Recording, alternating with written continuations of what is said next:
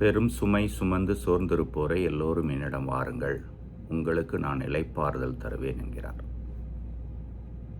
இயேசு தம்மிடம் வர நமக்கு அழைப்பு விடுக்கிறார். ஆனால் அதே இயேசுதான் முதல் வாசகத்திலே இறைவாக்கினார் சக்கரியா சொல்வது போல, கடவுள் உங்களை தேடி வருகிறார். அந்த இயேசுதான் தேடி வந்த கடவுள் நம்மை வேதனையோடு துன்பத்தோடு போராட்டத்தோடு இருக்கிற பொழுது தம்மிடம் அழைக்கிறார்.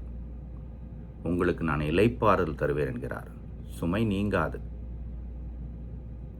ஆனால் அவர் தருகிற சுமையை தாங்கிக் கொண்டால் அது நுகம் எளிது என்கிறார். நுகத்தடி என்றால் தெரியும்.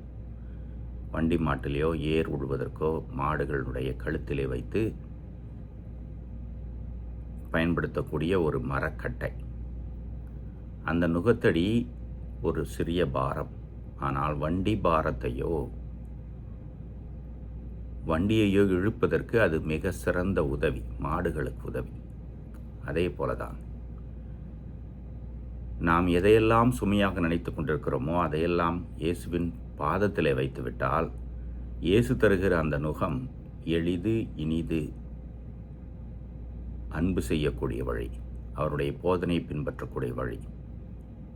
இதனைத் தொடர்ந்து இயேசு பல ஓமைகளிலே பல போதனைகளை தர இருப்பார். அந்த நற்செய்தியிலே எல்லாவற்றையும் ஆய்வு செய்து பார்த்தால் நமக்கு தேவையான விருப்பமானது மட்டும் அங்கே இருக்காது. அன்பு செய்யுங்கள், மன்னியுங்கள்,